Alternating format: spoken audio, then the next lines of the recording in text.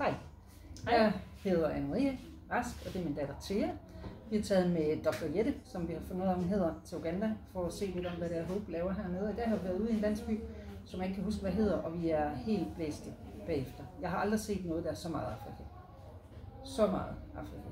Det var virkelig børn, der løb rundt på en fodboldbane, og med den røde jord, og råbte og skreg og kiggede ind i vinduerne, og når de så sad i klassen, så sad de ganske pænt og stille. Og vi har set dem blive målt og vejet, som de gør 2 gange hvert semester, så det jeg forstår.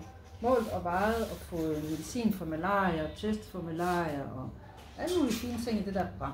Det var lidt spændende.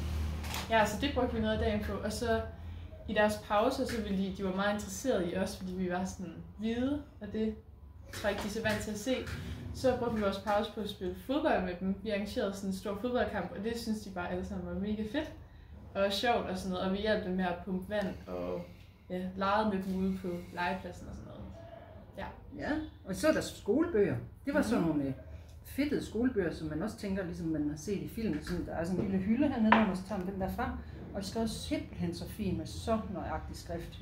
Og fine regnestykker. Og så kommer lige pludselig 10 og står og glor på en, fordi at, nu er man ny og lige ude for at se, hvordan det er.